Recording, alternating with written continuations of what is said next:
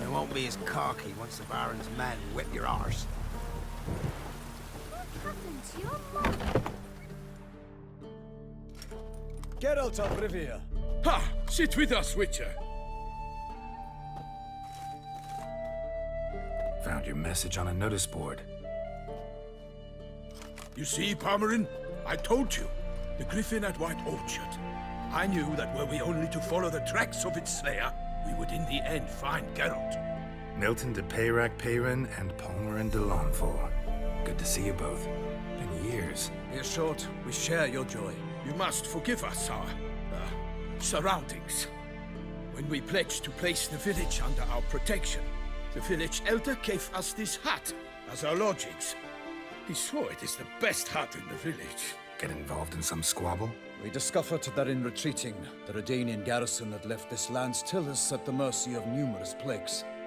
A tyranny of bandits, the most onerous among them. These plunderers shall soon descend on this village to collect tribute. Milton and I will dissuade them. We are both sworn to fight injustice and oppression wherever they rear their heads. The matter does not concern you, of course, but do us the kindness of waiting. Once we have dealt with these marauders, we have a matter we must present to you. No point fighting bandits. Kill these and others just as bad or possibly worse will come in to fill the void. To cast a blind eye upon the evil. There is no honor in it. Can't stay here to protect these folk from the dangers that come their way daily. Saw what I saw. Heard them urge you to leave these raiders alone. Must have good reason to do that. Do you suggest that should we help, we assume responsibility for their fate? For their lives? This burden we cannot agree to bear. Geralt speaks wisely. We know neither this land, nor its peoples, nor its customs. And we have come with another duty altogether. Ah, how I long to return to Toussaint, where all is simpler. Soon, my friend, soon. First, let us convey our missive to Geralt in the manner tradition ordains. Peasants will be fine, Palmerin. Been dealing with bandits for generations. Your words do little to assuage my sense of morality bruised. So fess up. What brings you such a long way? We are to deliver Her Grace the Duchess's message in full, with all due ceremony. For tradition Is sacred in Toussaint. All right, fine. Most honorable Geralt, slayer of monsters and all evils nefarious, which prey on the defenseless of this world. Whereas never have you been known to deny help to the innocent, nor leave widows and orphans to fates undeserved. Answer you now our present summons. Free us from the beast which floods our streets with blood, and sows panic in the hearts of rich and poor alike. Come to our aid, Witcher. Thus humbly beseeches you the Star-Crossed City's most gracious protectress, Her Illustrious Highness, Duchess Anna Henrietta. Shall you answer her call? Anna Henrietta really say all that? Word for word? Well, in point of fact, she said, "Bring me the Witcher and dare not spare your horses. Only make certain this time he comes alone." The Ducal Chamberlain added the rest. You know how it is. Yeah, I remember. I might add, be it unofficially, that a hefty reward awaits. Yet the specifics you will need to verify with Her Illustrious Highness. Might be the most fervent request that I take a contract ever. And the most polite. And now we've got all that behind us. I want to hear more about this beast. Some kind of monster? Just guessing. Most assuredly, though no one has caught a good look at it as yet. Our only sure witnesses. The bodies massacred in a brutal, horrid manner. Look, some sketches drafted from descriptions given by those who claim they glimpsed the beast. Each quite different. To my mind, these witnesses lie. How many victims so far? 2. When Her Grace learnt of the second, she discharged us immediately to fetch you, promising grants of land and fortunes in gold, should you answer her summons. An ill wind blows, Geralt. The beast cannot be tracked.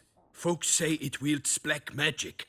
Also, both victims were nobly born, and the start of a tourney draws near.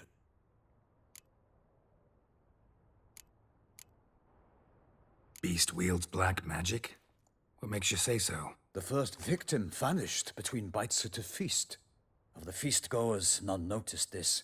They saw but an open window, then heard desperate cries from the street below, where a corpse had just been found. The second killing, similar. A night in a locked room. Servants all about the house. Guards all around the estate. Yet the beast somehow got him out, dragged him to the town square, and killed him there. No one saw, nor heard a thing. We have no fear of creatures against which sword and shield protect. But of this beast, nothing is known. Save that it cannot be traced, kills effortlessly, and with no rhyme or reason we can discern. Anyone tried to hunt it? Knights errant, for example? Ha! Many have tried. Baiting, waiting in ambush, but to no avail. The beast is clever. It evades all traps and attacks of a sudden. It is like a ghost. An experienced tracker. This is what we need, with knowledge of monsters. In short, we need you. Mentioned a tourney. Why doesn't the Duchess just call it off? Simply, it is too late. The guests have arrived. The best knights of all lands, relatives of the Emperor. The beast could be a threat to others, not just to Her Grace's subjects. Got it. Before an aristocrat dies, at best it's a scandal. At worst, a diplomatic incident. I sometimes think back to all the contracts I've ever taken from sovereigns. Can't name hardly any where I came out ahead. You cannot be thinking to refuse. No. Just struck by a thought. How the Duchess can sometimes be... demanding. So you accept the contract. Excellent! We must set off at once. We long wanted this land searching for you. Yet time is of the essence. Ready to go, soon as you're packed. Then post haste to Toussaint. To Toussaint!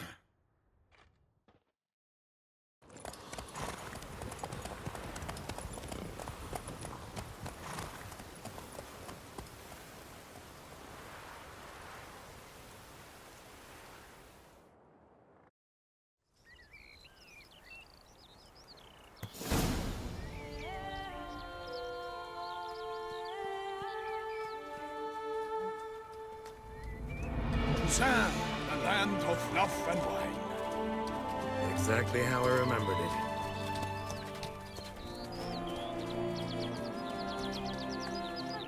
You will find Beauclair's changed some these past years. Walk about when you have the chance.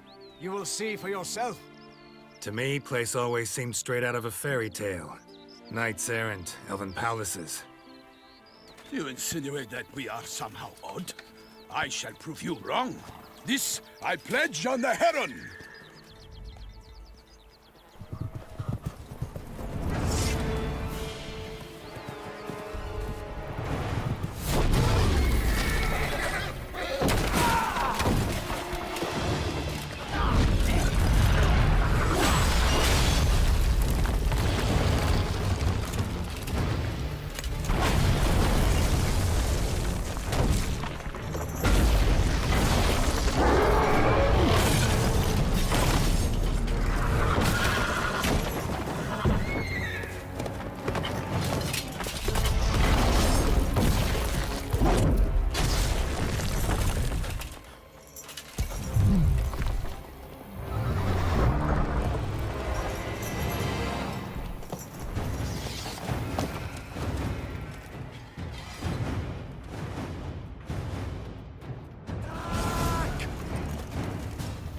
For my lady!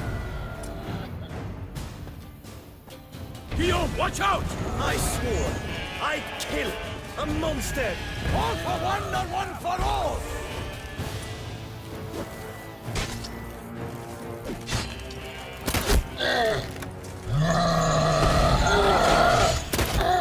Ah, Toussaint! Oh, the Duchess!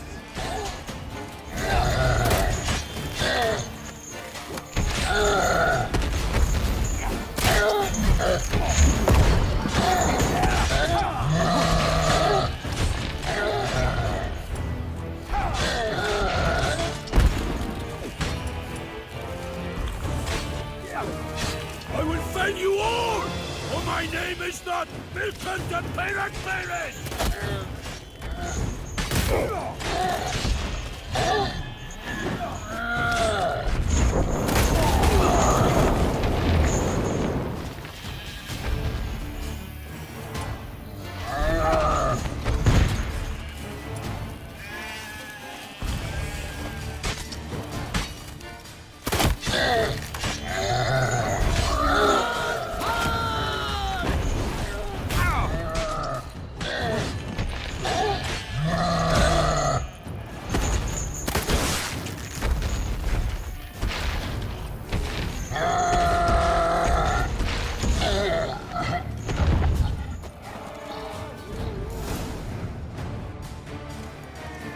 Big beast. Tackling it single-handed? None too wise. Neither is love born of wisdom, Witcher. So, Guillaume, out with it. Which fair damsel inspired you to vow to kill that filth? The most beautiful among them. If he wishes to guard her name a secret, he need not reveal it. You I do not know, sir, nor seem you a knight, yet still I am profoundly grateful, nay, indebted to you for your succor. This trophy, sir, is yours. A giant this close to human settlements? Strange. Well, that was no ordinary giant. His name was Goliath, rumored to have been a knight once, but one who broke his vows. For this, the Lady of the Lake transformed him into a wild giant and banished him into the Gorgon Hills. So he came back down? Why? Several times each year, hunger chased him into the lowlands. Goliath had killed and devoured many shepherds. Guillaume's hunt served a noble cause. At any rate, it's a tale for more agreeable environs. I'll take the trophy. Why not? Could find someone who'll pay to buy it. Put up a good fight against the giant. Got experience battling monsters? None. In Toussaint, we mostly chase bandits. But I vowed I'd bring my heart's champion the head of a monstrosity, as the famed Gottfried, known as the Giant Killer, did. You don't mean to hunt the beast, I hope. The matter's best left to Geralt. Another challenge awaits me. Yet if Geralt is to hunt the beast, he ought to know. It struck again. The river surrendered a corpse. It washed up in the meander by the cockatrice. Damien de la Tour's guardsmen are there already, securing the area. Securing the area? Better go there now before they trample any tracks, manhandle any evidence. Set forth, then. I shall ride for the city to inform her gracious magnificence that Geralt has arrived. We'll meet later, near Guillaume's tent at the tourney grounds. I shall take you then to see her grace.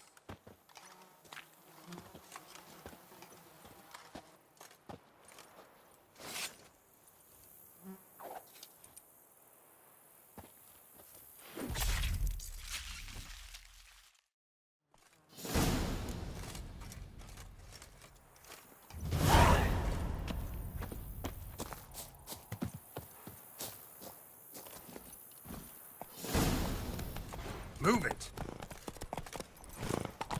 Brave kid, Guillaume. Parmelin oversaw his upbringing.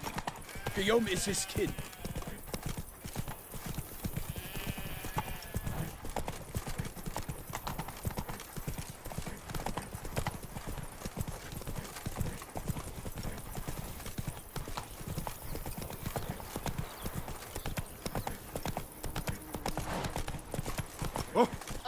Can't get used to the way you knights talk. Especially how you switch back and forth between flowery and, well, near normal. We are knights errant, in the service of her gracious magnificence. When we appear in her name or speak on her behalf, we are bound by tradition.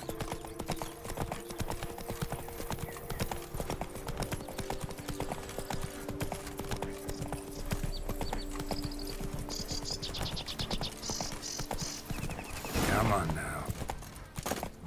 No one here. They must have removed the body already. Let's look around. Make sure they didn't miss anything.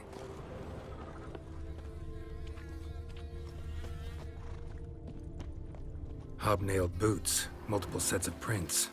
Ducal guard, clearly. Let's see where they went. Walked along the shoreline. Perhaps the body lay on the bank.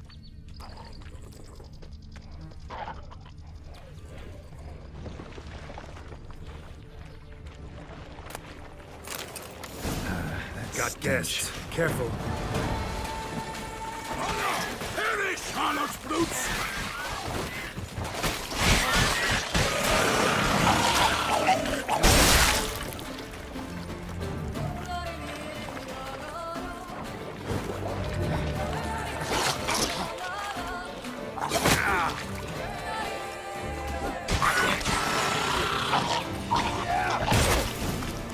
Drawn here by the smell of blood. Let's keep looking. Anything taken by the current ends up in these shallows. Yes, the stench is fierce.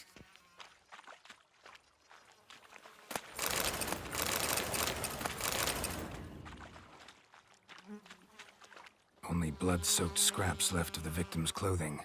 Good quality cloth. A wealthy victim, correct? Looks it. Blood. Guardsmen pulled these nets out of the water, then cut the mutilated body free.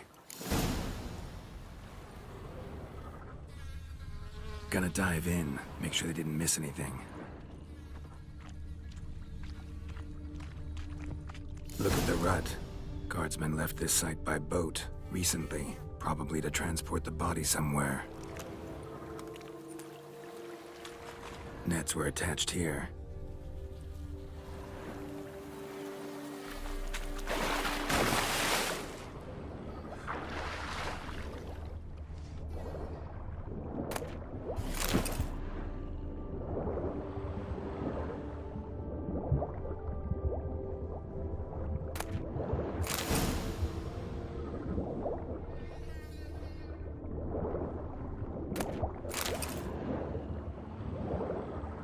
Silk kerchief, monogrammed DLC.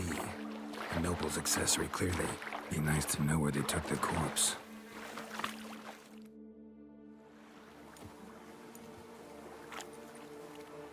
What now? This isn't the site of the murder. We know that. Current brought the body here. Corpse got caught in the nets. Guardsmen pulled it out, put it in a boat and took it somewhere. Need to find out where. I'd like to look at the corpse before it starts to decompose. The inn. Its patrons must have seen the guardsmen, which direction they took. We should ask there.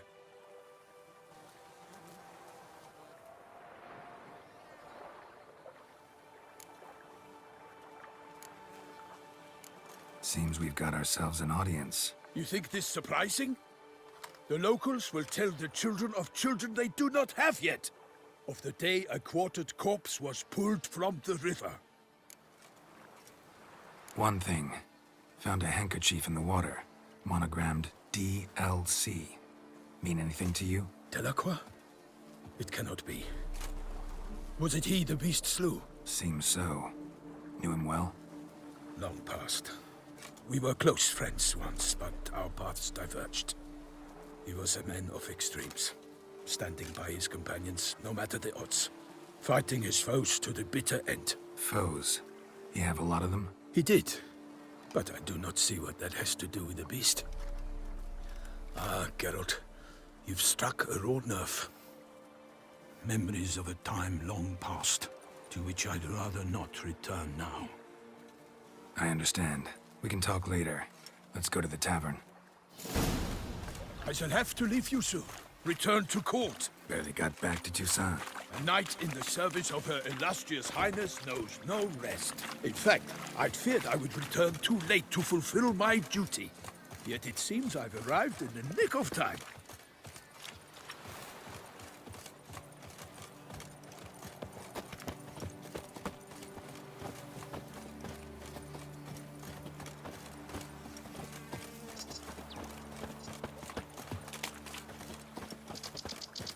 Once you have finished examining the corpse, be sure to report to Anarietta, Anarietta? Her Grace, the Duchess.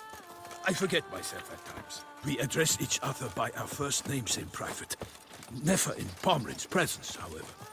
He finds such familiarity offensive. You can't pull one over. A watering hole for traders, smugglers, boatmen. But you will find no better crayfish chowder in all Toussaint. The beast. Killer from the north, they say. What? With no lads brave enough? Of course we have. But bravery's not enough against the beast. Dark secrets. By my troth, could that be the musty scent of fresh pâté? Naught else, Sir de Peyrac Peyren. I see time has not dulled your senses. We would be honored if you would join us. Your companion as well. But why do I not detect even a whiff of crayfish chowder?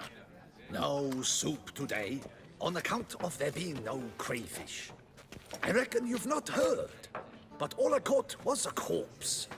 I awoke at the crack of dawn, as I do each day, but when I looked up, I beheld a blood-red sky. This corpse is precisely why we're here. For the man whom you've invited to join you at the table was summoned from a far-off land by her gracious magnificence. He is tasked with tracking and killing the beast.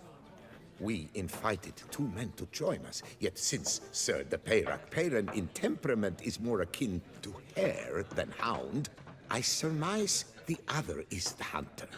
With whom do we have the pleasure? Name's Geralt. A humble introduction. You've clearly not tarried long with Sir de Peyrac Peyren. Spare us the petty insults. Geralt is a master of the witchering trade. He has questions concerning the beast's last victim. I was the one to find the corpse. The sun had just risen when I awoke, sat straight up in my bed, looked out the window, and beheld a sky red as blood. Ask Geralt, please, or we shall be here till winter. Must have been early in the morning. Went to check your nets and then... I stepped out of my hut and saw... By my troth, to the point, man. You found a body ensnared in your crayfish nets. We know this already. What happened then? Did you see anyone nearby? Did you spy anything noteworthy? Anything at all? Not a soul around, just me. As for noteworthy... well... What did you see? But be warned, if I hear the sky was red again... I saw a head bobbing, eyes bulging, the tongue blue and popped out. Next to it, a hand rocking upon the water. Get a good look at the body parts? They gave me such a fright. I bolted to town, fast as my legs would take me, then returned with guardsmen who told me to keep out of their way. They had a hard haul. The parts were so tangled up in my nets, they were forced to cut them. Need to examine the body. Know where they took it? They ferried it across, then loaded it on a cart and hauled it to a cellar at Corvo Bianco to keep it cool, see? What? Why, Corvo Bianco is Baron Russell's estate. When he learns they've turned his cellar into a morgue, he'll set his hounds on them. While you were gallivanting about the north, his vineyard was auctioned off. Who was that? Woman who just left. Didn't see her before. Didn't notice her walk in either. Doubtless Linnis, the innkeep's daughter. But hold, Geralt, because this is an outrage. Russell's vineyard was auctioned off? Inconceivable. It is no secret the Baron had gambling debts up to his ears. It finally came time to collect. His creditors auctioned off his property. The Ducal Chancellery bought it, in fact. Russell now bunks with his brother in Vicofaro. I told Russell he'd get his comeuppance. How long can one draw on past heroics? His creditors must finally have defined that his promises meant nothing. Such are the times. Today's knights are pale shadows of the heroes of yore. It's true what they say. God sent the beast to punish us for straying from the old paths. So folk think the beast's divine punishment. Knights have turned their backs on the old customs. Where they were defenders of the duchy, they're now defenders of their own tushes. Why, you insolent... Let him talk. The Duchess trades in titles, grants honors to ill-doers.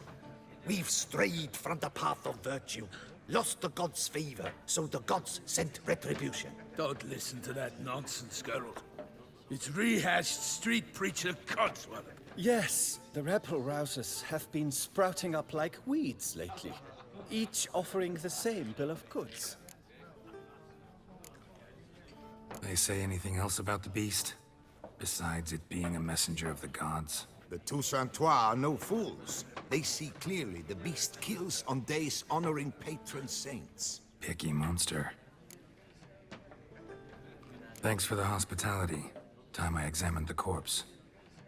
Corvo Bianco lies a short way from here, near the tourney grounds. Just follow the road and you'll arrive. Not coming with? Oh yeah, duty of some sort calls. Some sort? Ha! Her Grace bestowed a great honor on me, even before we departed for Velen. I'm to play the hare during this year's game in the palace gardens. When you see me in my costume, you will wet yourself laughing. A little tempted to ask a few questions, but it sounds like a long, complicated story. One involving lengthy digressions into local history and tradition. So, see you later, Milton, and good luck.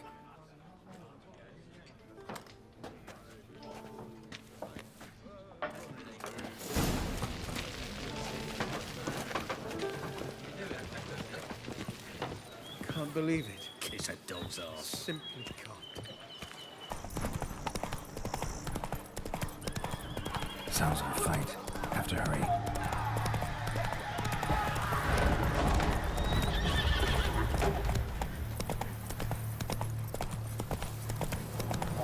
Damn it. Killer must still be here.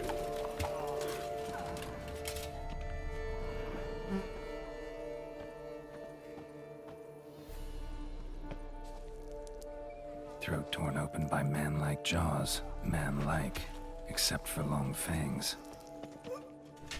Busted ribs, blood from the ears. Took a solid hit. Massacred by a vampire. Not an Ekimara, though, or a Fletter. Bruxa, gotta be. Killed with a single blow.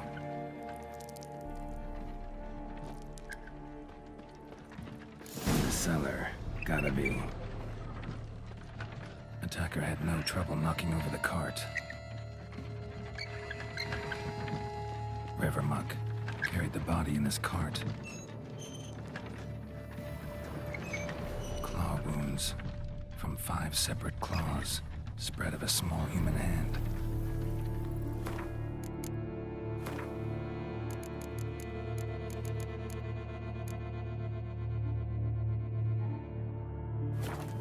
Black blood and moon dust could be lifesavers.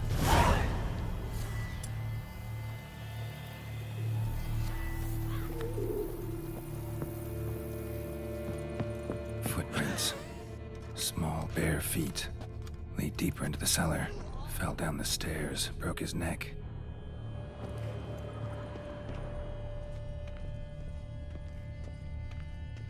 Hurled against the wall with great force.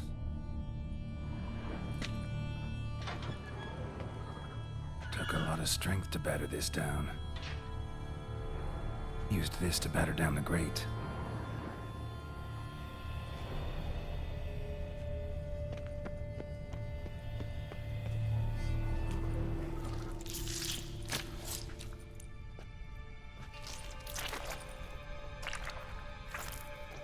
You. Saw you at the inn. I know what you are. Don't know why you killed these people, though. Clearly wasn't for their blood.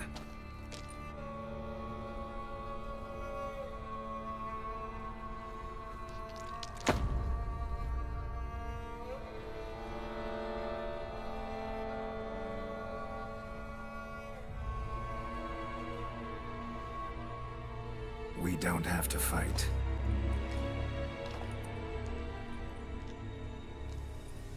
You are wrong.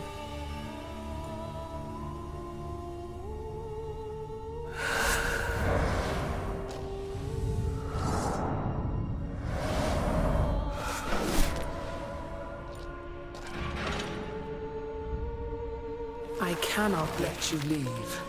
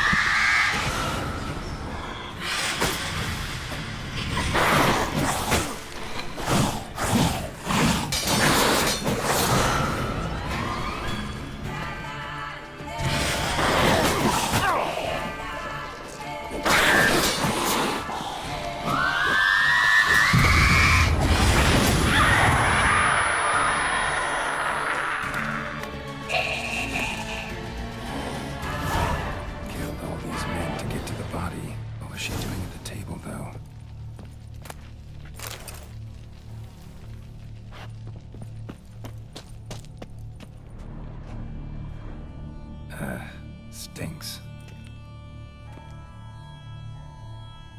Waterlogged. Both hands amputated. Body was quartered just as I thought. Laid in water for some time. Head swollen, and something took a few bites out of it. Something in the throat. A pouch, bulging with coins. Nilfgaardian florins, from several different provinces. If the murderer did this, means we're dealing with a sentient thinking beast.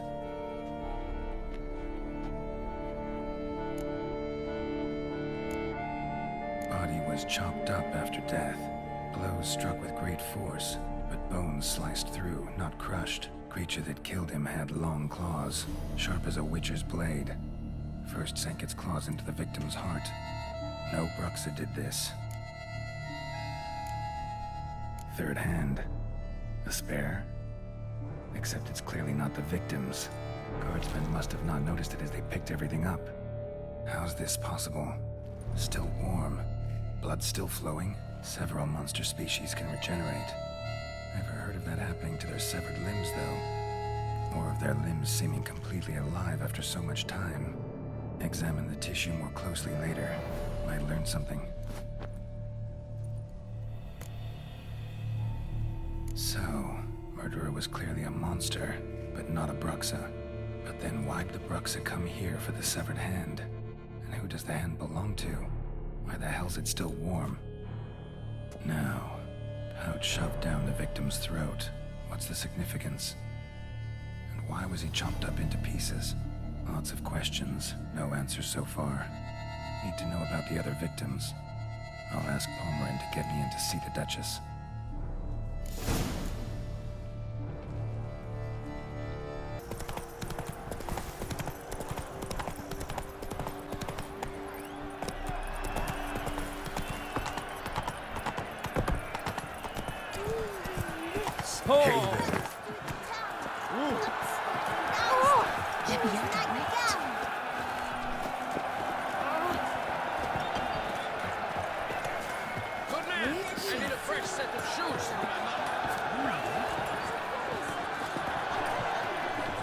Belched forth the roar so horrid, it shook all the bones and cheese. Then what? It held the millstone at the knights.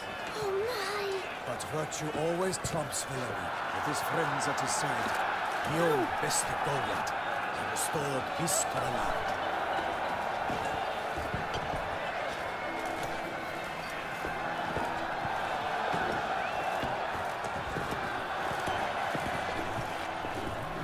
Need to speak to the Duchess, urgently.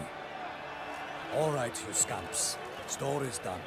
Go find your parents. But Sir Palmerin, what about the story of Rittik and the dragon? A tale's for another time. But take a good look at the man who stands before you now. This is Geralt of Rivia, the master witcher who lent his valiant hand to the defeat of the giant Goliath. Master Witcher, is it true virtue always trumps villainy?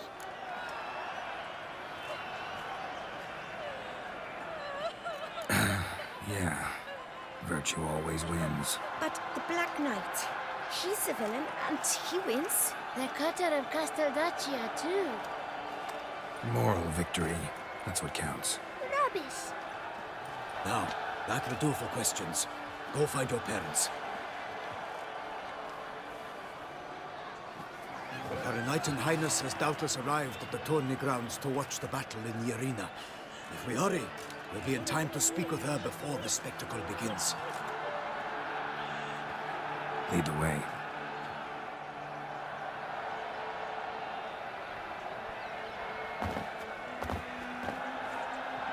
Who's fighting?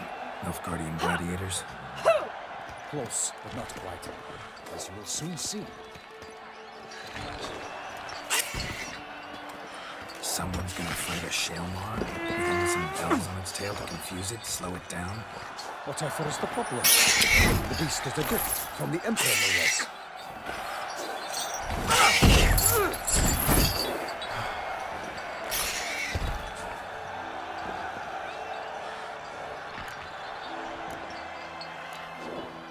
Shouldn't torment the beast. How would you like to be dumped in an arena, blindfolded with a string of bells in your ass?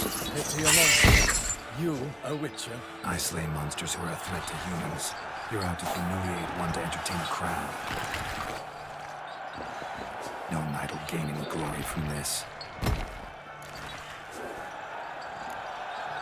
Who's going to fight the beast? Guillaume, the young man you met. Yeah. Mentioned he'd promised his heart's captor a monster trophy.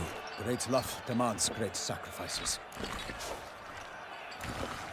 Let's go.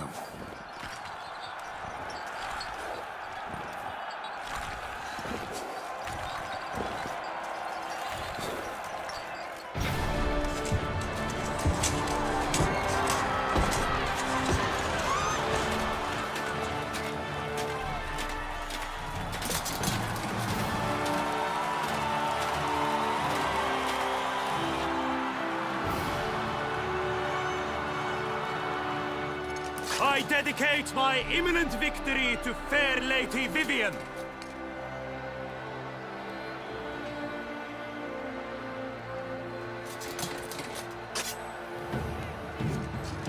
It's begun. The fight shall have to end first. We must wait.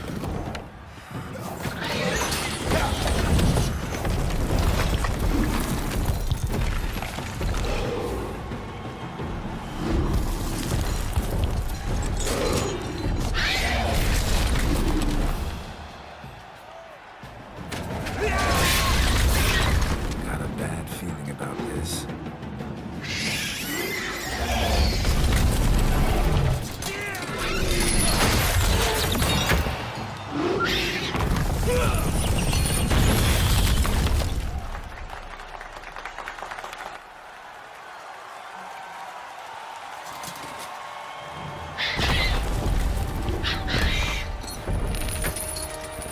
Damn it.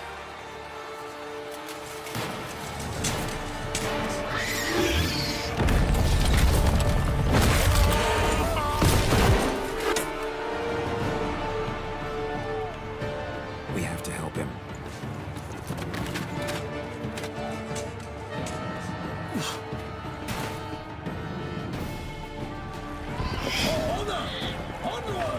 Gotta keep it down. Tell him he hears us. Alas, for Nightling, the beast heaved its foul girth, let loose a roar, and knocked it to earth. Out came the Witcher in one mighty bound, to give fight to the beast, its plans confound!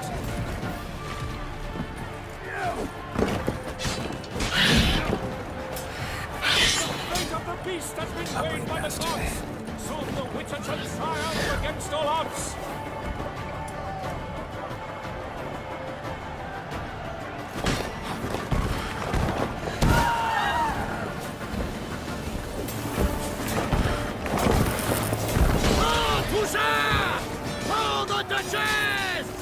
The Witcher waited till the time was true, that 12 gods Damn made it. sun, struck the monster like fool.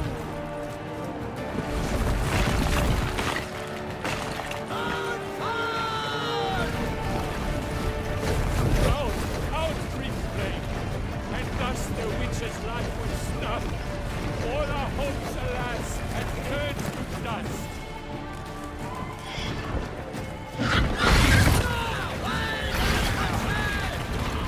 Drink out the ocean and set fire to the wood. For nothing in this struggle can come to any good. Like a bow who leaps at the love's first spurt, so the Witcher ruled the Shelma, then its foul heart burst. Show me what you got. Gods dive, thief faints, its racer strikes belly, Shelma's eyes ring aloud, blood transforms into jelly.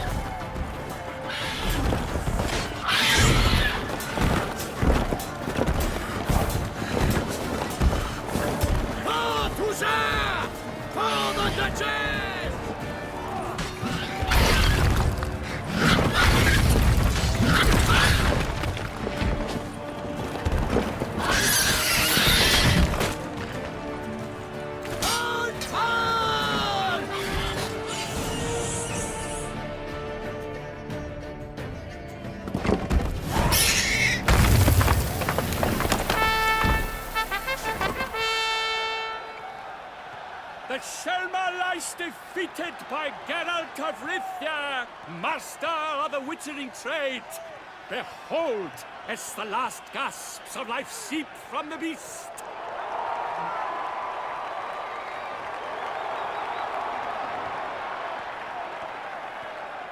Master Geralt, do what you must. Finish the deed!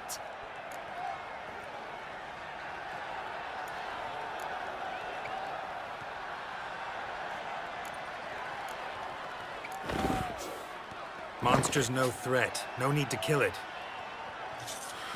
A victor may always show mercy. It is his right. Long live Geralt the Merciful! Pikeman, see to the beast.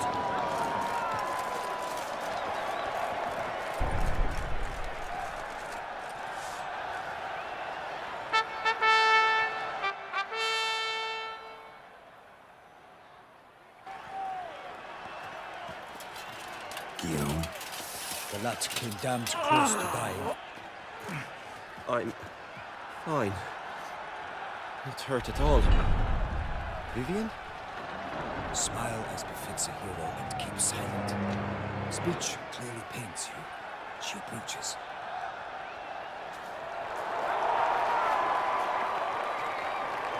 Geralt.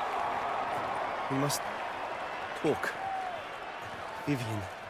You shall talk later, in the medic's tent. Geralt, magnificent, breathtaking. Your Grace. We knew that to summon you was a brilliant idea. We are delighted, ravished to have struck upon it. And I'm truly, honored. See to our young hero. Hop, hop. For we must make off with Geralt. We should talk. We had been long awaiting your arrival. Had nearly lost hope. Then suddenly, that entrance, so spectacular.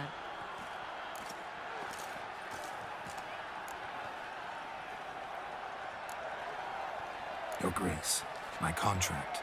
I'd like to discuss it. Naturally, but not here. We shall need Damien. He led the investigation pending your arrival. But wherever could he be? Come, we must find him.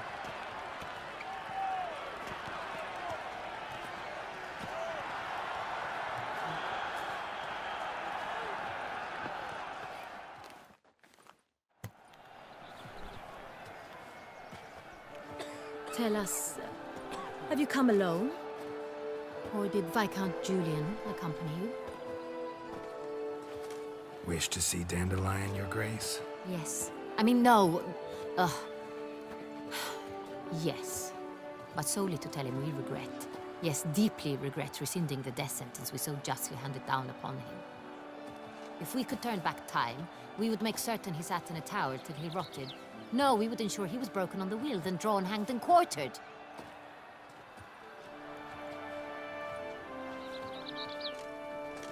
Ah, the very man we would entrust with these tasks. Damien de la Tour, captain of my personal guard. Your Grace. Witcher. Greetings. Sorry to have to tell you, but the guardsman handling the last victim's body... I know already. The creature in the cellar of Corvo Bianco. Was it the beast? No. A Bruxa, a kind of vampire. Not the beast, but tied to it in some way. You know this how? Through careful analysis of the evidence, both on the riverbank and at Corvo Bianco. Do you mean to insinuate the investigation thus far has been sloppy? Geralt insinuates nothing of the sort. We must listen to him attentively. I examined the body of the beast's last victim. Might have found something. Need to analyze it. A quiet place, that's what I could use most right now. And maybe the help of an alchemist or a mage. Also like to hear all you know about the previous victims. Take it Sir de la Tour is my man for that. Firstly, call me Damien, please. Secondly, you should know I spoke against summoning you here. I've heard much about you. You bring trouble, or thus far have, always. And we've enough trouble as it is. Yet we are capable of defeating the beast on our own, without an outsider's help. I've no doubt about it. Damien, we settled the matter of the Witcher's employ some time past. Definitively. Since you have broached it nonetheless, let us discuss Geralt's pay. Are the legends true? Do Witchers usually demand that which you find at home, yet did not expect? Not quite, Your Grace. Law of surprise, it's something we invoke at times, but rarely. Usually we just take gold. Disappointing. This law sounds rather romantic. On the other hand, on returning to the palace, we would likely find impatient petitioners or a set of sample fabrics for a new dress. Poor rewards, both. I fear you'd not have much use for any of the surprises we are likely to come upon. Thus, we've decided you shall receive the deed to a vineyard, Corvo Bianco, and a sum of coin. You will doubtless consider this adequate. Title to the vineyard shall be given to you at once. Surely you'll need lodgings while you hunt. The coin, however, will be yours only once you have slain the beast. Lovely, generous gesture, Your Grace. Corvo Bianco. Isn't it the Duchy's temporary morgue? Is it now? The Chancellery's bungled things again, we fear. Not to be left unsupervised for one instant. Yet, in its mood, a morgue should present minimal problems to a Witcher. What's more, nothing enhances a wine's reputation better than a grim legend. Thank you, Your Grace. I accept the contract, of course. But as I said before, I'll need some information. How'd it start? Who was the first victim? Crespi was the first to die. He was famed once for his many glorious tournament victories. Then he grew old, hung up his sword, and took to winemaking. Crespi was not loved by the wine merchants. He was ruthless in business and thought to cheat many a time. He asked us for a dispensation from all court ceremonies. He did not grant it. He could not. Once you've taken the oath of a knight, you remain a knight till death. How'd he die? Where'd they find the body? Quite unusual, the circumstance. He was at a feast when suddenly one of his fellow feastgoers noticed he was missing. The town watch found him an hour later. On his hands and knees, propped against the town pillory, his sword hanging from his neck. He had died of wounds inflicted with claws, not a weapon. Blows of great force. So he died suddenly, but the body was on its knees, meaning someone posed it. So it seems. Second murder.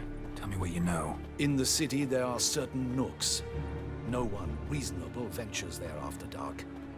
Ramon Dulac's corpse was found in one such place. With the first murder, terror gripped the city. Its inhabitants grew wary, kept to safe areas. Consequently, news of the second victim came to us from a group of concerned cut-purses. Criminals fear the beast? Telling in a way. Take it you've excluded the possibility that Ramon died at the hands of these bandits. Do you believe me an amateur? Not hands, but claws killed Ramon Dulac. The wound was deep, clean. His body was found in the gutter, dressed in nightshirt and cap, a pillow placed under his head, and his sword replaced by a bed warmer. Ramon Dulac, a knight who but a dozen years past was an advisor to our father, the Duke. Someone went to a lot of trouble to make him look ridiculous. Maybe revenge was the motive. It's not out of the question. Dulac had shady dealings with the criminal underworld, but no one ever came forth with concrete proof of any misdoings. So, first two victims were knights, best years behind them. The same could be said of the third. Sir Delacroix was wont to claim that in modern times, knights face new challenges, enterprise being the latest addition to the chivalric virtues. He made a veritable fortune in the grain trade. Palmerin even nicknamed him Sir de la Stinch. Found a coin pouch on his body. Contained florins dating from various times, hailing from different provinces of the Empire. Delacroix loved coin, true, but had no patience for numismatics. Lots of similarities between the victims. All the bodies were found in strange places under extraordinary circumstances. Seems the murderer, whoever or whatever it is, has some meaning to convey. These were honorable men. We are horrified by the disdain, the disrespect with which they were treated. These were knights of Toussaint. Blast it. Might be the point. From what you say, none was a model of virtue. Ever considered that's what the beast's trying to draw attention to? All the murdered men were knights who swore fealty to the 5 chivalric virtues. And even if Knights of Toussaint swear fealty to what virtues exactly? honor, wisdom, generosity, valor, and compassion. 5 virtues. Why are they so important to your knights? Strange question. Your Grace, forgive me. I'm a foreigner trying to understand another land's customs. You are forgiven. According to legend, the virtues we cultivate were bestowed upon us by the Lady of the Lake.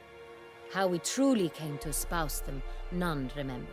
In Toussaint, we believe men of low birth should be simple-hearted and obedient. We expect much more, however, of our knights. They are to be soldiers and courtiers, lords and servants. Thus, the need for clear moral guidelines. At the time of his dubbing, a knight vows to demonstrate throughout his life honor, wisdom, generosity, valor, and compassion. Beast seems to be pointing up moral decay, denouncing it.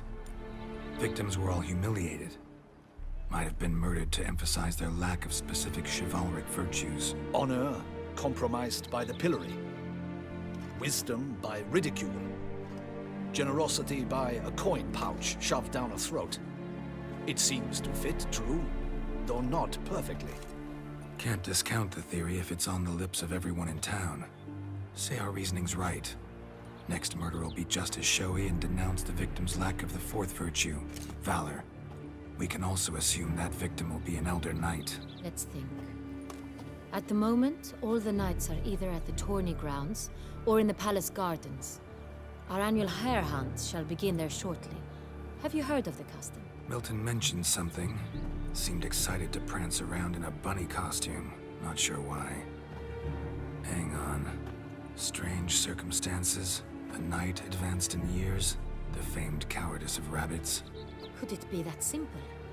Is Milton de Peyrac-Peyren the next victim? Milton also knew Delacroix. Told me so down by the river. Damien! To miss something so obvious.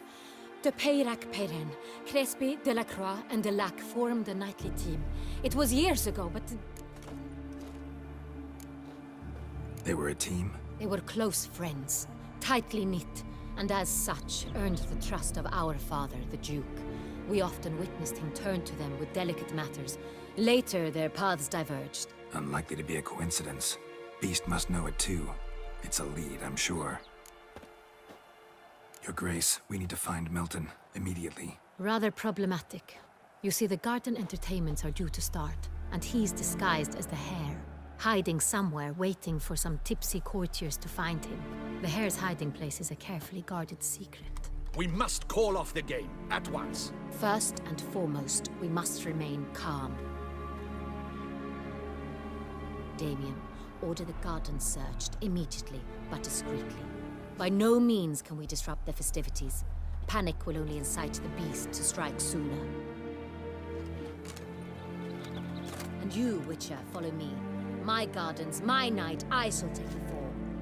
A murder is out of the question. I will not allow it. Not near my palace. Horses? Ready our horses!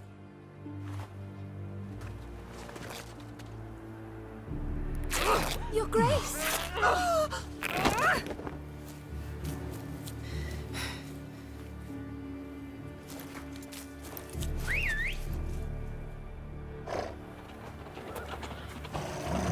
What the hell? Why, I should... Your Highness, I... Mind it doesn't get wrinkled.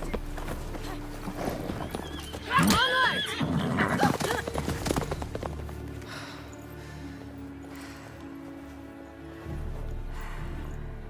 Hey! That is silk! Be careful! Give it to me!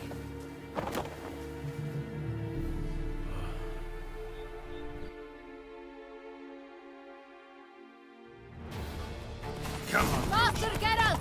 Right like the wind! Your Grace seems right at home in the saddle. Long may she live!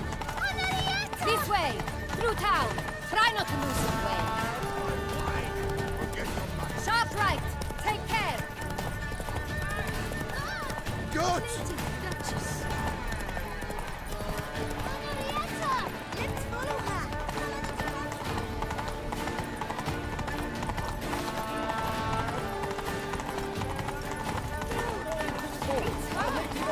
Clear the path!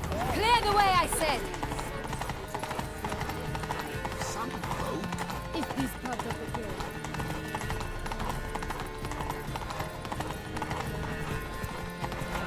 It's here! Just round the corner! Hurry! We must go to where the game is being held. The participants must find a unicorn's horn, a golden fish, and a phoenix egg. With these in hand, they can deduce where the hare, Milton, hides. Mean we need to find those things too. We've no other option. But time is of the essence, so we shall have to break the rules.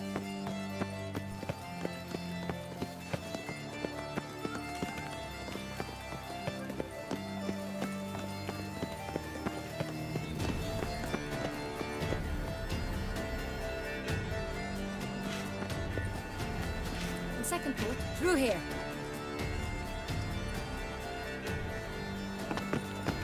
I shall show you where the hunt plays out. Then we will split up.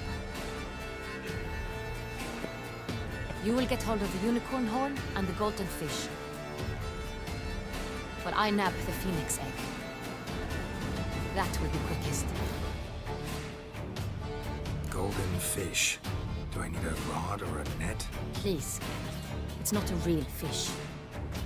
Look there, towards the water. See the lights? The hunters are trying to hook the fish from boats. You must simply dive in and find it. The unicorn. How do I catch it? It's terribly skittish, true, but I'm sure you will find a way to earn its trust. It runs around over there, look. The golden fish and the horn both contain things or clues that will help us find Milton. Once you have fish and horn, find me among the other phoenix egg hunters.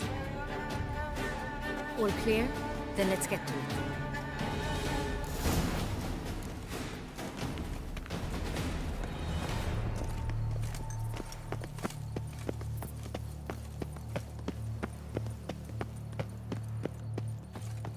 Do they pay you well, Richard? Enough for Around wine here, and it's women? wine, and poor wine.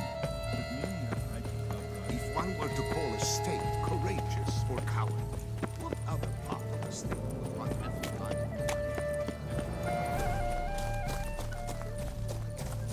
But this is no true unicorn.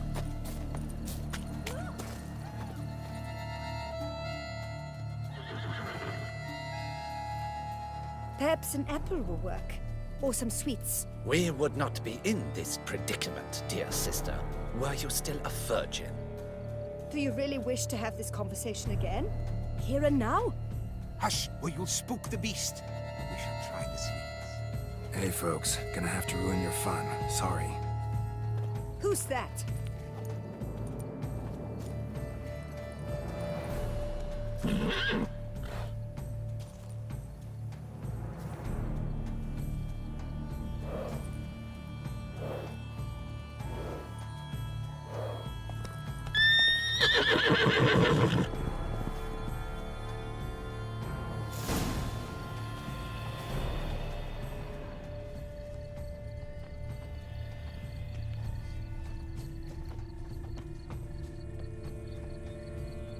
Roach likes carrots. Maybe unicorn will too. This is an outrage. Roach won't eat An bread either, outrage, I tell except you. if it's stale. Against the rules.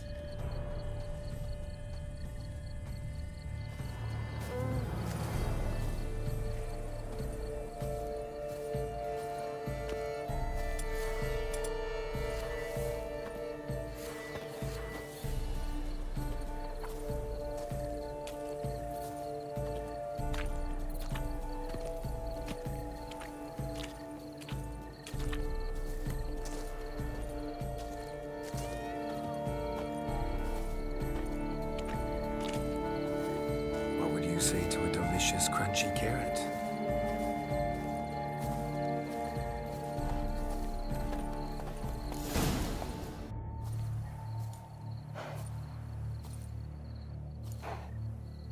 Easy.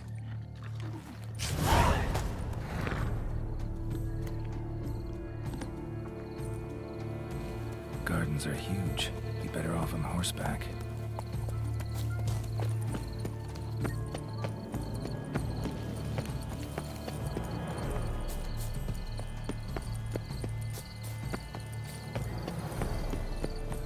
Golden fish should be easy to spot once I'm under. What the blazes? Did someone just dive in the water? Is that not counter to the rules? Who is that man? That is not allowed. It will not do. It won't.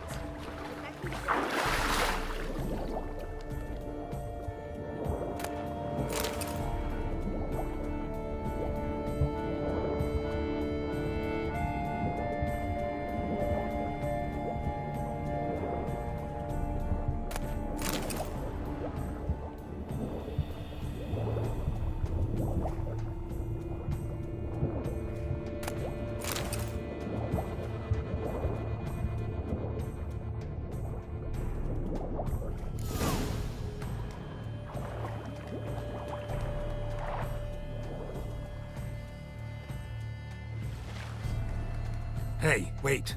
Stop. It's important.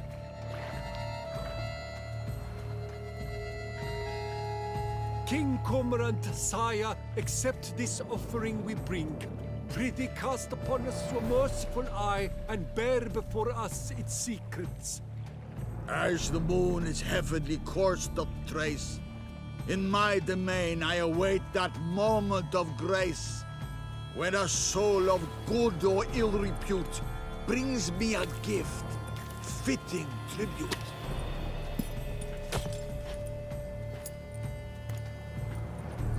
A key. Why, you bomb-botched wretch! He's ruined the game! Disgraceful.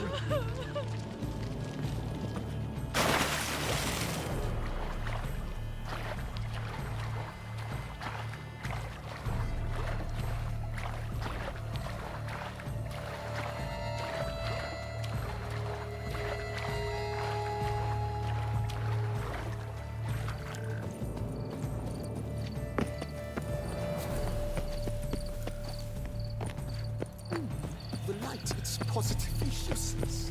She can't possibly see.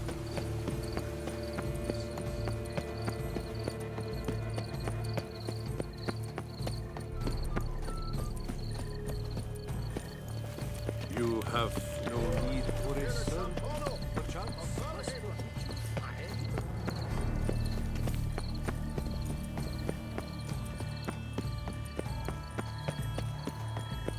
But your grace... No, If you please, Your Grace. we do not please. We act out of the highest necessity, or shall be explained later. But it's against the rules. I am the rules.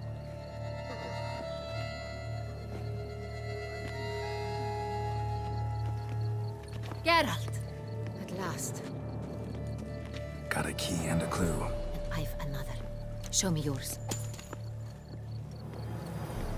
Who wrote this drivel? I begin like a crone, hollowed out with ease, then end like a mouse, with a head of hard cheese.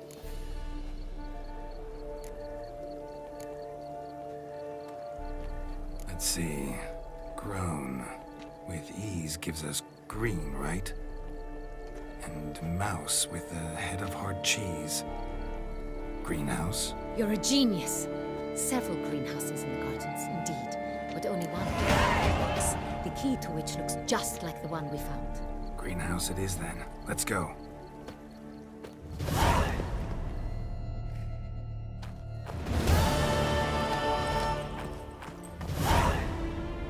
Wait here.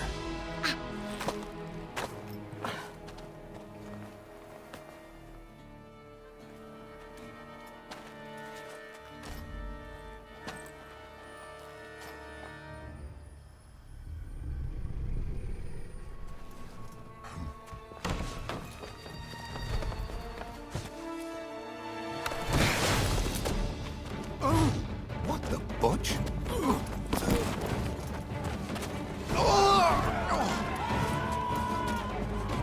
What was that?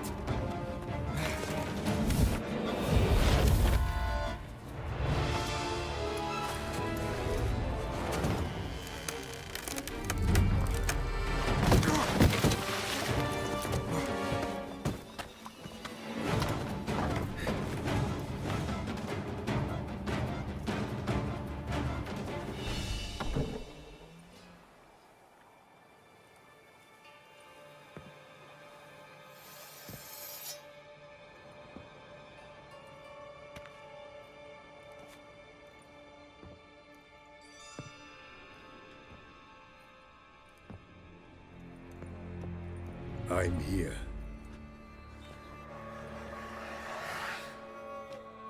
This belonged to you, maybe? It did, but you may keep it. I've a new one.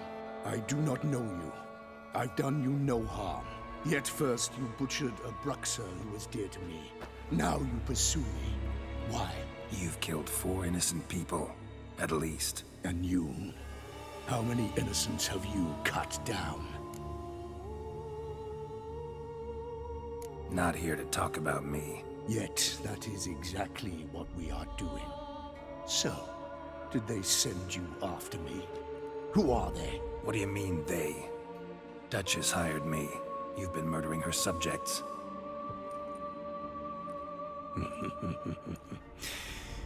Is it as simple as that? I would ask you to convey to the Duchess that I've but one victim left, but you'll not get the chance.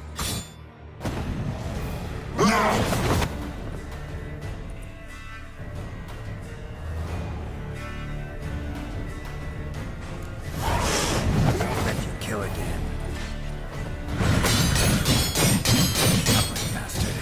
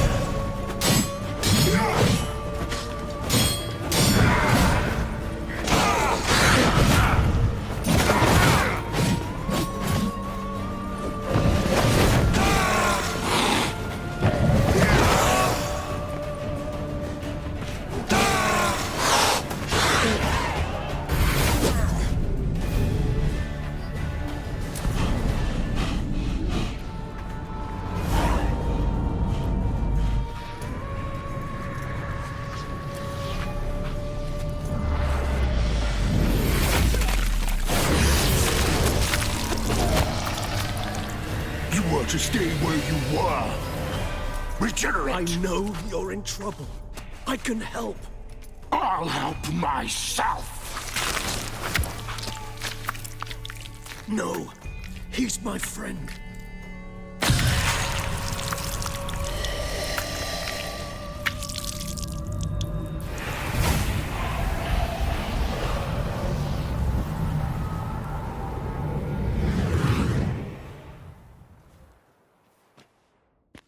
Yes, Geralt, it's me. Regis? You alright? All is well. All's in order. Wounds such as these heal on vampires in moments. But we've not seen one another in ages, my friend. At least in human terms, that is. How's this even possible? Last I saw you... I was a bubbling, shapeless smear, having been rather spectacularly melted into a column of a certain castle. In somewhat better shape now, as you can see. Hardly peak form, mind you, but were I human, folk would think me a demigod, I dare say. I'm sorry. What happened? It was my fault. Never got a chance to apologize. No need, Geralt. Bygones. I did not have to join you on that expedition. No one twisted my arm. Miraculous regeneration. How'd you manage it? I had help. From the one you hunt. Him? How? And what have you been doing all these years? Not the time nor place for such stories. I suspect we'll get a chance to speak at ease and at length later. Now, however, we must deal with the reason that brought us both here. So you being here, it's no coincidence? Your powers of deduction seem to have waned not one bit. I'm happy. I came here for Detlef. I fear he's become entangled, landed himself in serious trouble. So that's his name. He's your friend? You might call it that.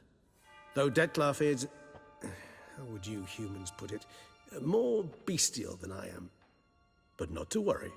I'm working on him. Haven't exactly done a great job with that. He's killed one knight since I got here. At least 3 others before I arrived. For good reason, I'm sure. Understand, Dettlaff is not some decadent shit who kills for sport, or to assuage a dryness of throat or a dullness of mood. So in your opinion, what are his reasons? Precisely what I wish to find out. And then I will convince him of the error of his ways. Got a lot of faith in the guy. Despite appearances to the contrary, you two are quite alike. You've both noble hearts, yet you both are wont to perform ignoble deeds. When circumstances force you to, of course.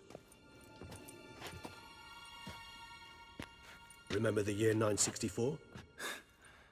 That was 3 centuries ago. Blind fear gripped Rivia, Lyria, and Spala. Women and children were dying. Their mutilated, dismembered corpses littered the fields. Brute of Lyria. Read about it. Chewed up almost 200, then fell to a common poacher supposedly armed with a dagger blessed by some prophet. It fell to Dettlaff, who then found a poacher asleep in the brush near his snares and dropped the fiend's corpse at his feet. And thus, a legend was born.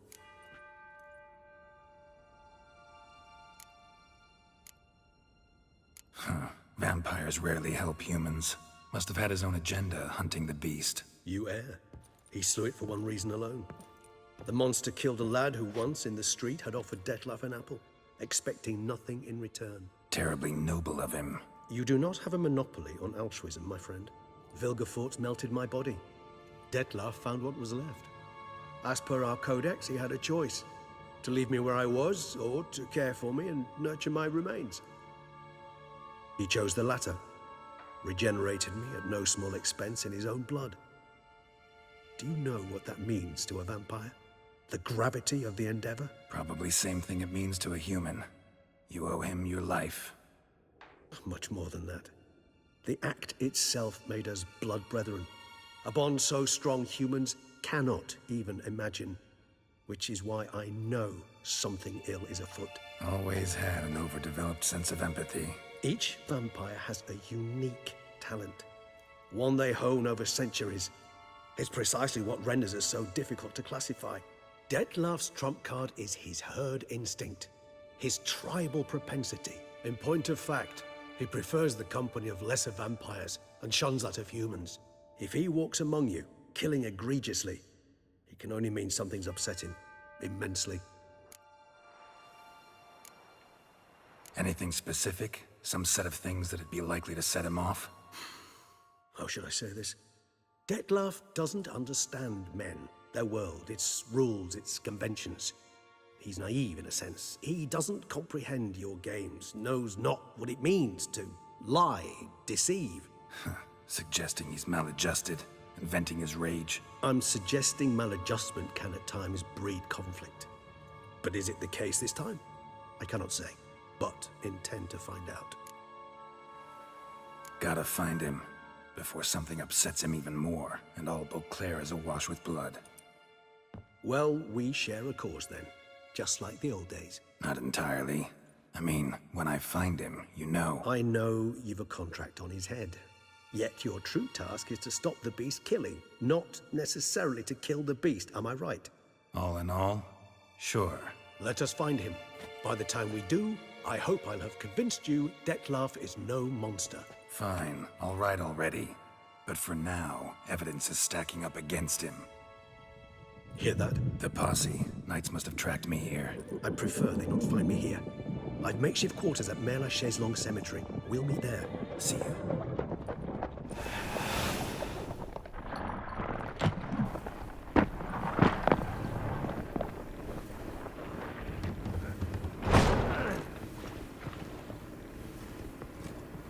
Witcher, we flew here as fast as our courses would carry us. Yet I fear we're late all the same. Pray, where is the beast? Still investigating. About to inspect this site. Withdraw your men before they trample all over the evidence. Sirs, we must let the Witcher do his work. Milton's murder cannot go unavenged.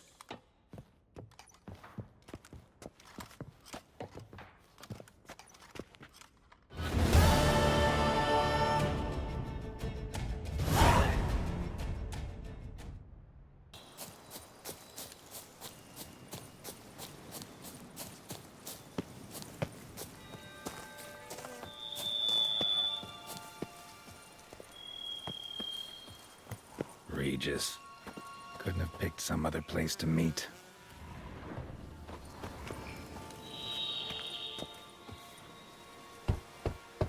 Regis!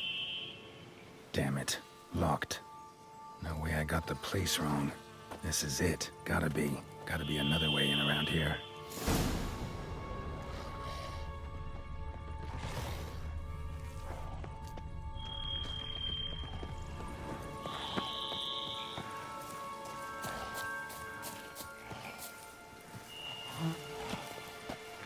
Show me what you got. Ah!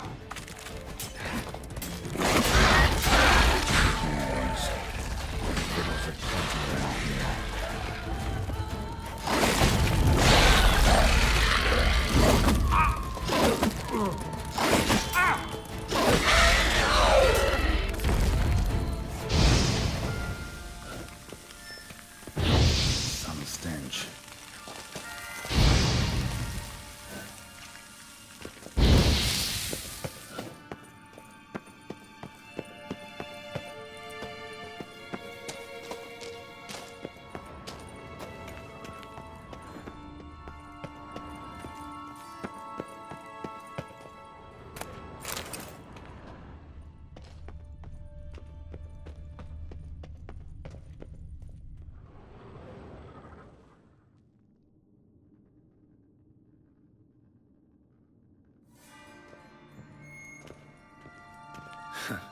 Agreed to meet a vampire at a cemetery. How much more cliché can you get? Nothing comes readily to mind. Could have left the door unlatched. What of my privacy? I value it rather deeply. Unmolested, especially by unwanted guests, that's my preferred state. Besides, I knew you'd find a way to get in. True enough. Need to find your friend. I'm hoping you'll agree to help. I shall do whatever's in my power. Yet what you want or even need must matter little. What matters is what Dettlaff wants. If he does not wish to be found, you will not find him. Ever. End of story. Come on. Gotta be some way.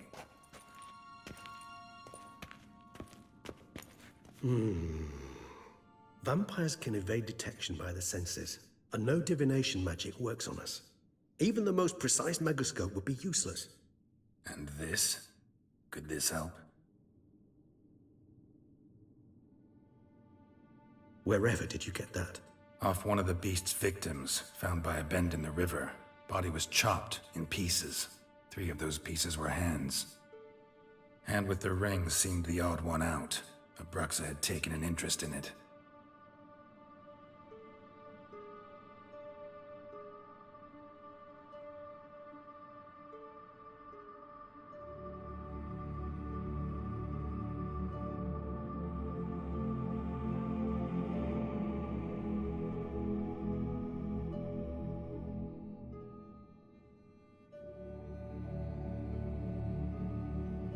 It's Dettlaff's hand, without a doubt. It will do splendidly. The hand. What do you plan to do with it? You've heard of Kovinares' theory of tissue memory retention. Rings a distant bell. Read about it in Alchemia Oblitera. There's a copy of Kaer Morhen, tattered, nearly disintegrated. But if memory serves, Kovinares never managed to prove it worked. He did prove it, just never managed to publish his findings. He and I corresponded, you see, after we became friends. Thus, I know he completed his research and performed the first tests. It's complicated, so without delving into details, it is possible to use any piece of tissue to reconstruct what a whole body experienced. How's it work? We need any special equipment? We must brew a decoction which Kovinares gave a rather poetic name, resonance. Once imbibed, it sends one into a trance similar to that induced by narcotics. This triggers visions of events linked to strong emotions experienced by the tissue's owner. Picture it as dreaming a fragment of someone's life. Any chance we might see what Dettlaff was doing just before he lost his hand? Indeed. Though I also hope resonance will reveal the location of Dettlaff's hideout. Ring's pretty intriguing. Made of no metal I've ever seen. And the ornamentation. It comes from our home, where we lived before the conjunction of spheres. It's actually mine. I received it from a dear old friend. You might call him a humanist.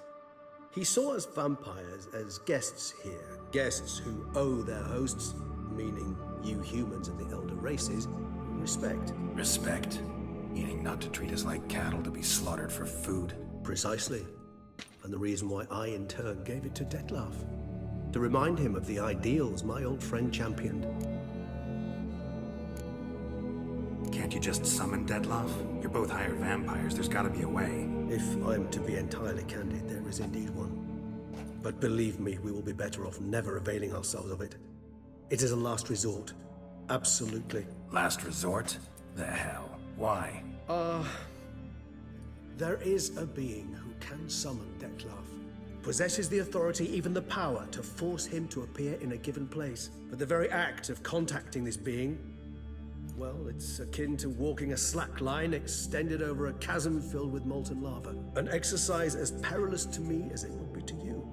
A risk I'm unwilling to take. I beg you, let's do it my way. It will be both quicker and easier. Kovenari has spent half his life proving his theory. Wild guess. Making a dose of resonance won't be easy. You guessed correctly. In addition to Detlef's tissue, we shall need a powerful occipital lobe stimulant. Effectively a poison, to make one susceptible to visions. Well, got a few ingredients to choose from. Unfortunately, all are pretty rare. There's Mamoon glands. The closest ones I know of are in Vizima. A spotted white saliva would also serve, but they were cold to extinction over a century ago. Could go with a kobold's eyes, but the creatures are sentient. Rather not gouge one's eyes out. Given that we lack the time to sleuth this out ourselves, permit me to summon some help.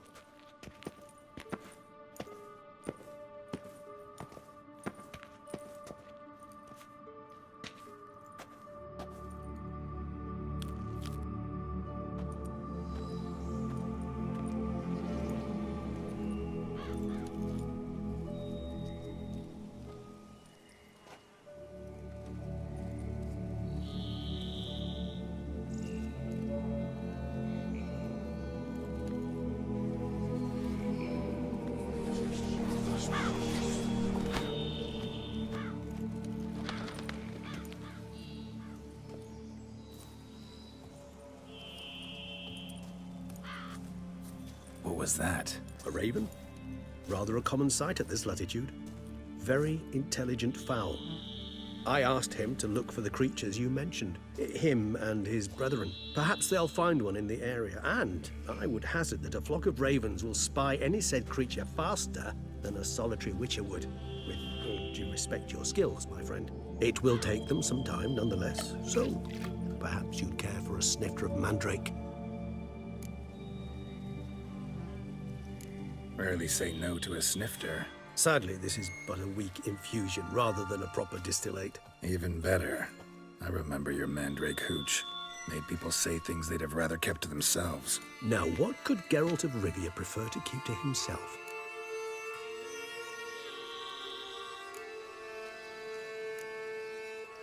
Everyone's got some secret. I agree wholeheartedly. I also believe it wise at times to share one's secrets, unburden oneself to those one can trust. This your sophisticated way of asking me if I trust you? I prefer almost always to ask indirectly. It seems a test of intelligence, one you just passed. Maybe you should go first. Reveal one of your secrets. After all, you vampires lead very interesting lives. Anything in particular interest you?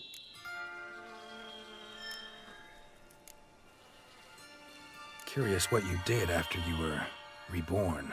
As I'm sure you can surmise, but first I was thoroughly absorbed with recovering.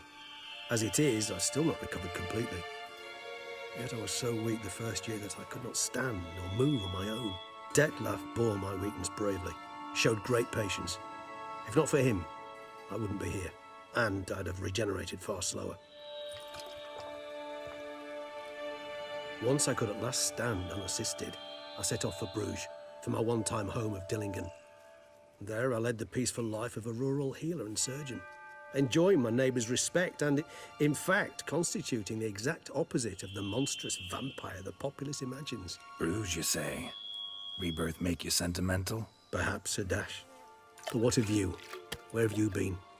Ever find your Cirilla? Back then, yeah. But we parted again soon after. And when the time was ripe, she came back. Defeated the Wild Hunt together. Ooh. Seems I certainly missed quite a bit while I was absent. True enough. But it's a conversation we'll have another time. Need to know more about you now. Gotta ask you the big question. One everyone wonders about. What happens after death? You wish me to tell you if the human belief in the gods is well-founded? Well, that I do not know. We vampires differ exceedingly from you humans. Our matter, that of which we are composed, can exist without form. We require neither a heart, nor a brain, nor air to breathe. But were you dead? As humans understand death, yes. Feel anything? Understand anything? It's rather hard to explain. I felt something very unsettling. Something I cannot even name, for I did no reasoning. Only after rebirth did I begin to understand that what I had felt was cold and unimaginable fear. If not for Dettlaff, I might have drowned in an eternity of icy terror. Can't have been alive then. Sheesh, experience like that must be vicious. Indeed, it's hard to compare to anything I know. Yet you are aware we don't see death as you do. The way you cling to life, we find it entirely peculiar. You are mortals, ergo it's a foregone conclusion. You will die. It's but a question of time. Thus, I often find myself wondering why you try so very hard. To die at 20 years, 40, even 100, what's the difference? They're all but the blink of an eye. Depends on your point of view. Man who's got 1,000,000 crowns to spend can't possibly understand one who's only got 20. Very true. One's outlook can indeed change much. Got a new life, new body. That give you a new start? Blank slate? Starting all anew is a very broad concept. What exactly do you mean? Your blood addiction, say. Wondering if your body's the same, if it still remembers. Maybe if you drank now, you wouldn't get hooked. All addictions are a form of slavery. Re-addiction's not a risk I'm willing to take, just to test a hypothesis about corporeal regeneration and whether propensities carry over. Fair enough. Curiosity, that's all. Sorry. Not to worry, Geralt. Curiosity's a natural reaction under the circumstances, apart from which I've always valued that trait in you. Always fascinated me the way vampires can regenerate.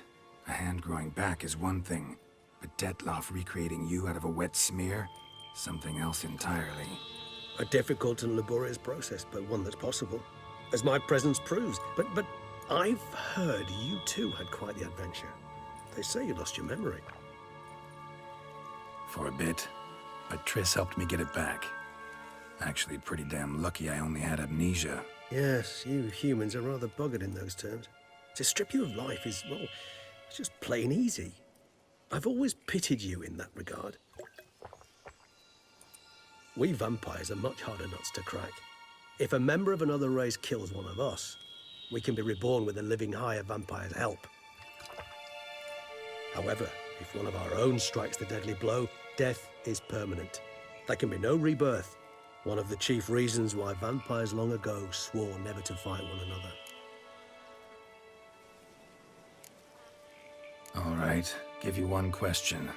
What do you want to know? One question to ask one as fascinating as you, Geralt. Cruel parsimony, I'd say, but I shall do my best to make it count. If you were to die and be reborn as I was, in your new life, would you choose to be a witcher? See, Regis. Doubt I'd know how to be anything else. Ever tried? See, you're determined to get an answer, to find out if I like being a witcher. Just refuse to ask directly, as always.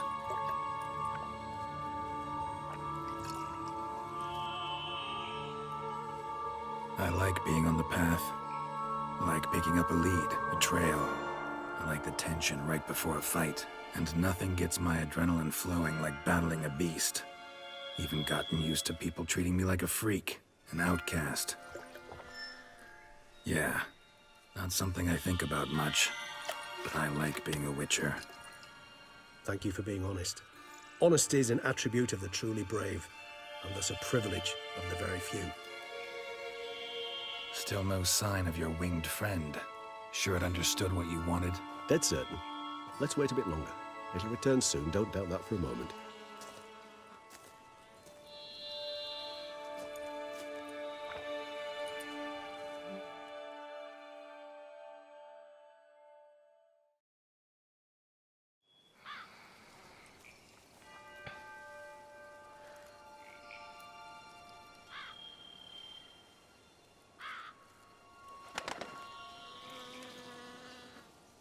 Ever vigilant, even in his sleep. Quite vampire-like, in fact. Are you absolutely certain they don't administer a few of our genes during the trial of the grasses?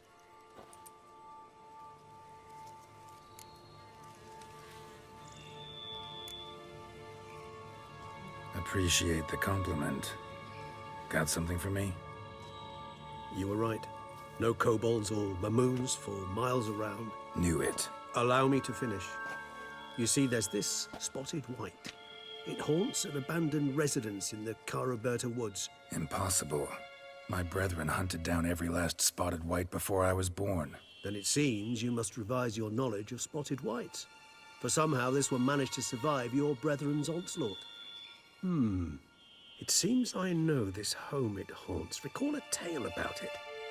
Locals believe the place cursed. Perhaps that's how the white survived, entirely unmolested. Know anything else about this curse? I don't recall much in particular. Really don't attach much importance to such things. It was mentioned to me as an anecdote, no more. Come on, search your memory. Something, anything could be important. I believe it had a relation to hunger, or, perhaps greed, rapacity. Someone was punished for something... Textbook definition of a curse, pretty much. Sorry, Geralt, I try not to clutter my mind with the details of every far-fetched tale I happen to hear.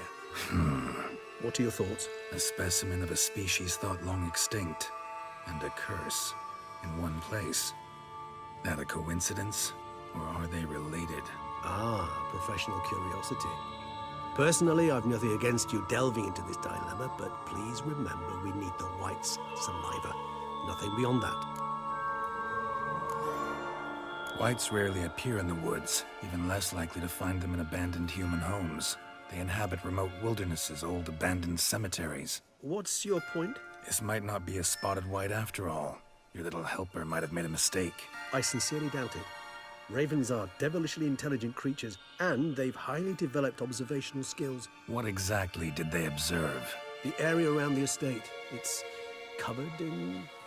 spoons. Spoons? Spare me the skeptical smile. I'm but the bearer of this news. Or perhaps this spotted white is a hoarder. Or the spoons are somehow related to the curse. Let's do this. Start making your decoction while I go get some saliva from that white. Uses it in its brews. Do you imagine the white will simply sell you some? Worst case scenario, I'll bring you its salivary glands. They ought to do as well. For a moment there, I imagined you asking the white to spit into a vial. Quite amusing as a thought, but the salivary glands will do fine indeed. So, see you later. Yes, till later. I shall start by perusing some tomes. Tomes? Thought you were gonna make this decoction. We require one last ingredient. Alas, obtaining it could prove a trifle toilsome. Thus, I hope to identify a suitable alternative. All right. Good luck. And to you, my friend.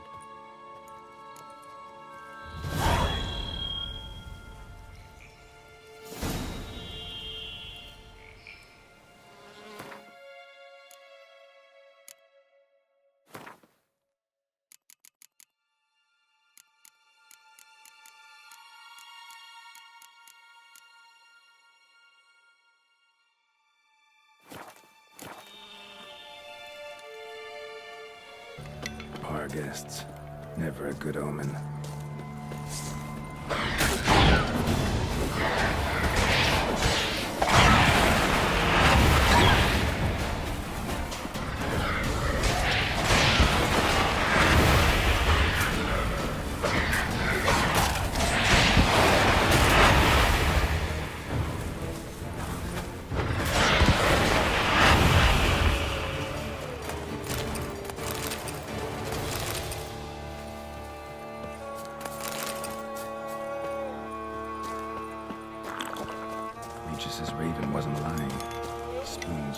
place. Strange. Get a sense that the spoons are beating out some kind of rhythm. A message. Trying to tell me something.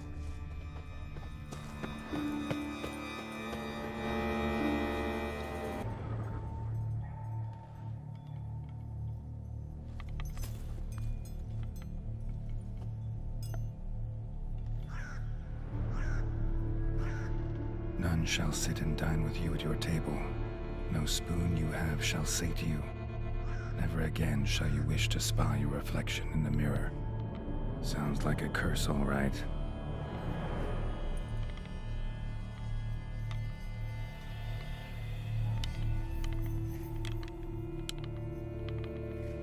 Somebody's clearly obsessed. Regis mentioned the place might be cursed. Can't be a coincidence. Need to look around.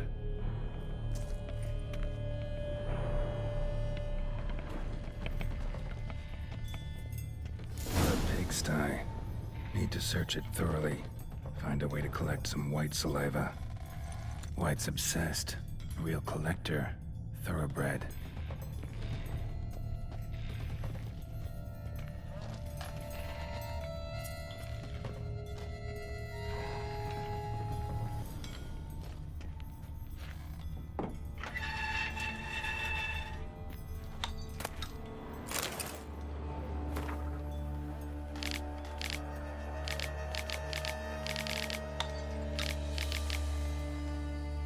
Girl. Realized she was changing into a monster. Recorded it in her diary. Poignant. Spoon's incredible. The craftsmanship. Must have graced a rich man's table. Smashed mirror. As if someone couldn't stand to look at themselves. The monster. Journal's author, maybe?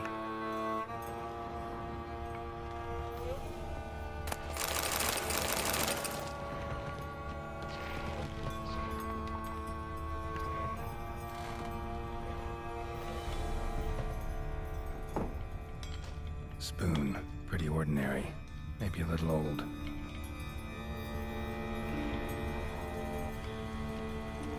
No spoon you have shall say to you. Whatever lives here treated that literally. Still searching for the right spoon. Another spoon. Yep, just as normal as the last one.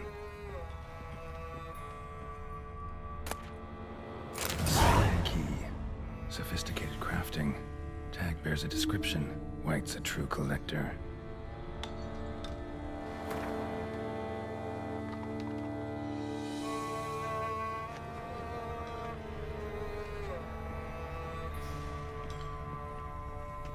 White's obsessed. A real collector. Thoroughbred. None shall sit and dine with you at your table. No spoon you have shall say to you. Never again shall you wish to spy your reflection in the mirror.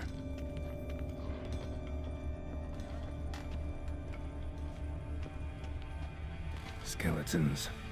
Doubt they came here willingly. This have anything to do with the curse? None shall sit and dine with you at your table. It'd make sense. Right arm bit right off. Teeth all knocked out. Somebody tried to force feed him. Broken neck.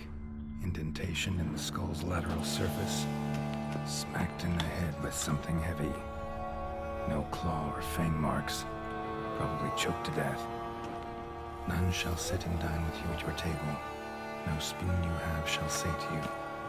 Never again shall you wish to spy your reflection in the mirror. Woman's name scratched into this wooden spoon. Romantic.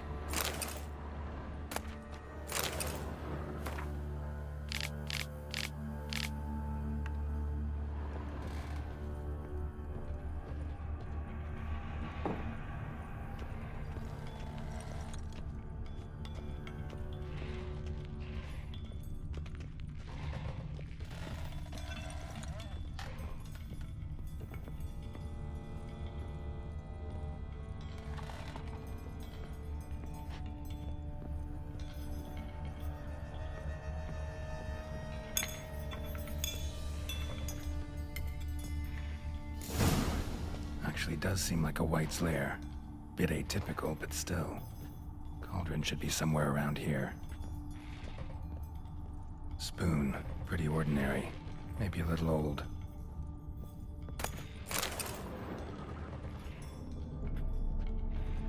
Another spoon. Yep, just as normal as the last one.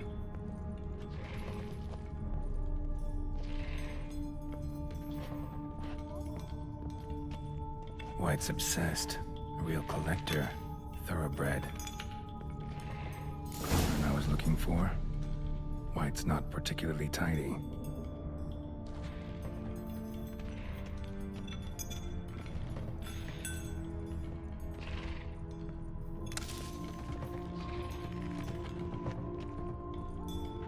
Spoon. Pretty ordinary. Maybe a little old.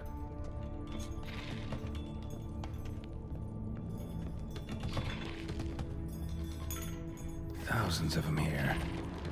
White's been a collector for years.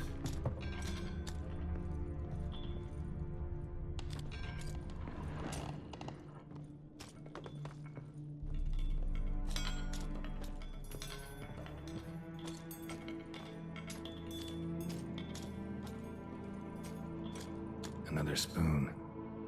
Yep, just as normal as the last one.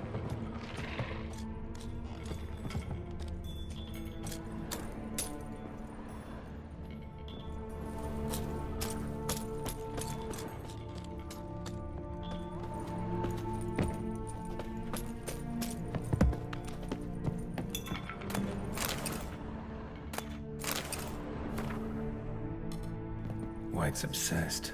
A real collector. Thoroughbred. Spoon. Pretty ordinary. Maybe a little old. Another spoon. Yep, just as normal as the last one.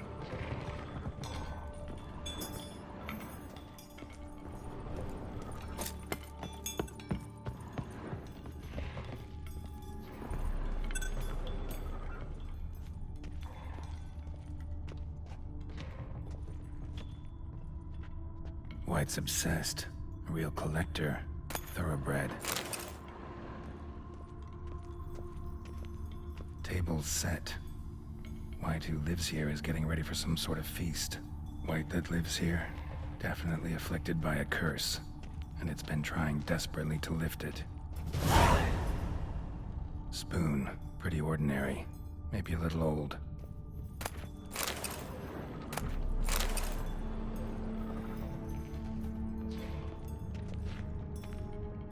Cauldron's empty, unfortunately. Regis needs some brew. I'm afraid he won't get that. No choice but to hide and wait for the saliva glands and their bearer. Need a spot that'll let me observe the cauldron.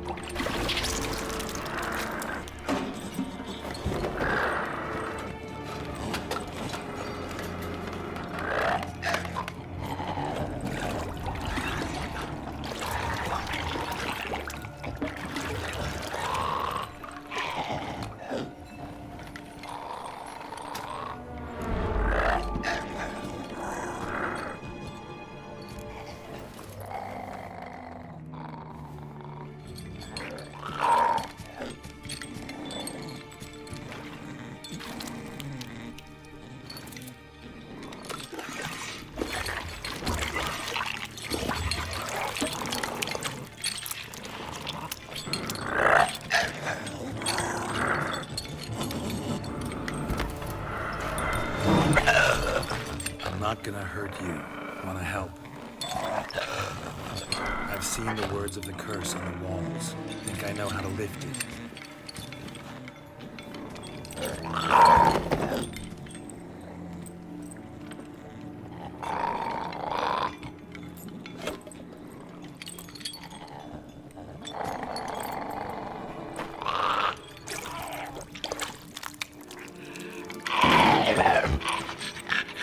You tried to bring folk here, convince them to sit at the table with you, right?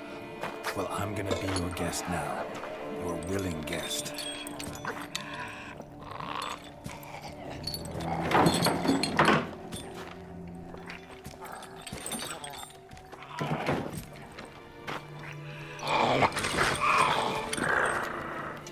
Just need a bit for Regis.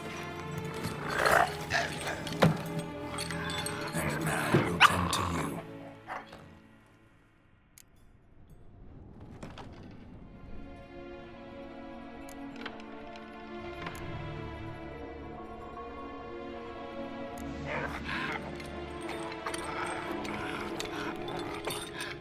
We can't use spoons. No, that won't work. You've been looking for a spoon that would feed you, but there's no such spoon. We need to eat without spoons.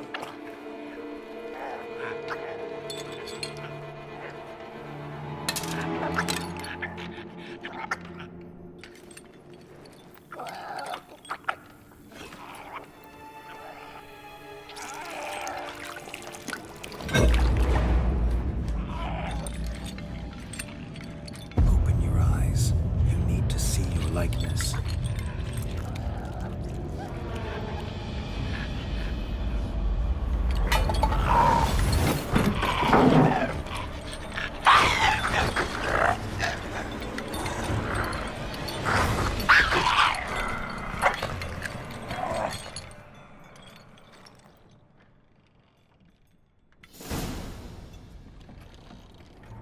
Think it worked. Just not quite like I expected. Need to see what happened to the white. Won't be hard to find given its stench.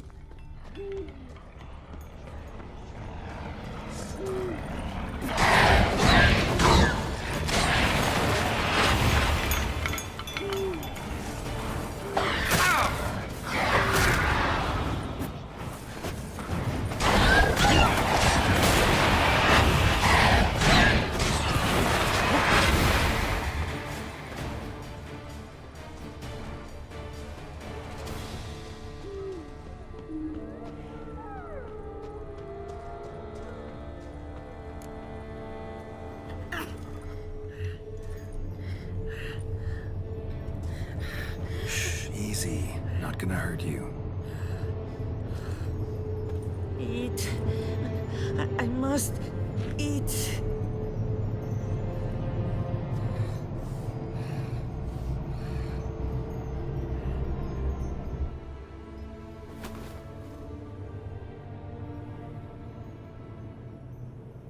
I'll take you someplace safe.